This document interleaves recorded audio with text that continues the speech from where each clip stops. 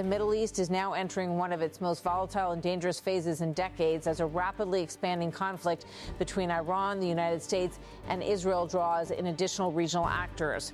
Recent verified developments show that Yemen's Houthi movement has now directly entered the war, launching missile attacks toward Israel in support of Iran and allied groups. This marks a significant escalation, transforming what was already a multi-front conflict into an even broader regional confrontation. According to confirmed reports, the Houthis framed their intervention as a response to ongoing military actions against Iran and other allied groups across Lebanon, Iraq, and Palestine. In their statement, they emphasize religious justification and solidarity with what they describe as resistance forces. The operation they announced involved a barrage of ballistic missiles targeting Israeli military sites, claiming success and warning that further attacks will follow until what they describe as aggression against allied fronts comes to an end. This development aligns with independent reporting that missile launches from Yemen were detected and intercepted, indicating that while the attacks may not have caused significant damage, the symbolic and strategic impact is substantial. The Houthis' involvement expands the war geographically, increasing risks to Red Sea shipping routes and intensifying pressure on Israel's southern defenses. At the same time, the United States continues a sustained and large-scale military campaign targeting Iran's infrastructure, missile capabilities, and military assets. These operations are part of a broader effort to weaken Iran's ability to project power across the region. However, intelligence assessments suggest that despite extensive strikes, Iran retains a significant portion of its missile arsenal, highlighting the limits of even large-scale air campaigns in completely neutralizing dispersed and hardened systems. Amid these developments, political rhetoric surrounding the conflict has intensified, particularly from Donald Trump, who remains a central figure shaping both public perception and strategic messaging. Reflecting on past actions, he revisited the killing of Iranian General Qasem Soleimani, portraying it as one of the most significant decisions of his leadership. He was a mad genius. He was a vicious, horrible human being, but he was a great general, Donald Trump. He went further, suggesting that even Iran's own leadership may have quietly benefited from Soleimani's removal. I really think that the leadership of Iran was extremely happy when I took him out, Donald Trump.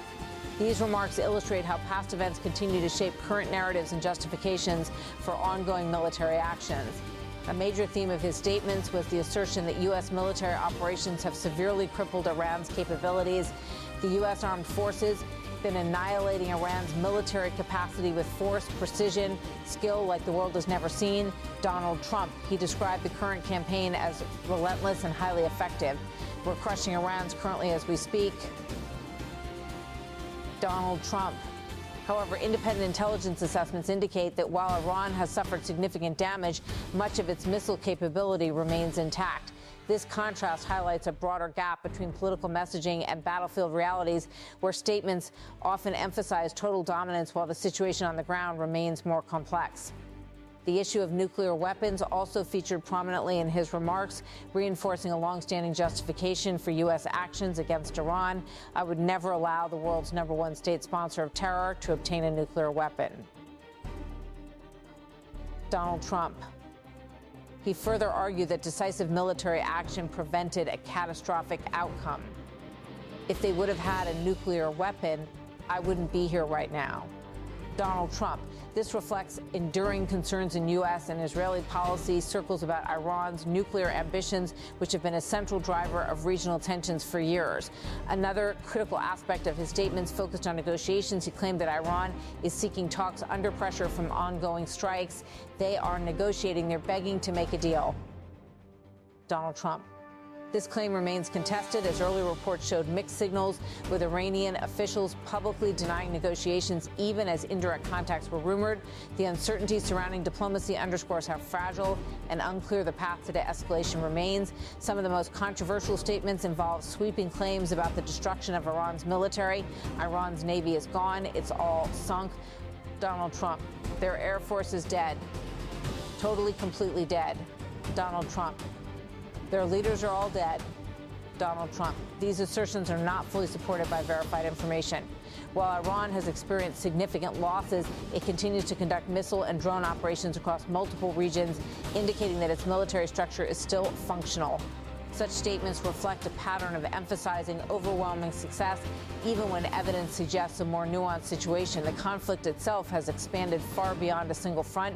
Iran has launched strikes targeting U.S. bases in the Gulf, including locations in Saudi Arabia, resulting in injuries to American personnel. Israel continues military operations in Lebanon against Hezbollah, while Iraq and Syria remain active theaters for proxy engagements. Meanwhile, maritime routes are increasingly under threat, with disruptions reported in both the Red Sea and the Strait of Hormuz. This widening battlefield introduces serious global implications. Energy markets, shipping routes, and international security are all affected by the instability, making the conflict not just a regional crisis, but a global concern. What initially appeared to be a series of high-intensity strikes has now evolved into a prolonged war of endurance. The focus is shifting from immediate battlefield victories to long-term sustainability, logistics, production capacity, and the ability to maintain pressure over time. The United States has deployed extensive military resources to the region, marking one of the largest buildups in recent history.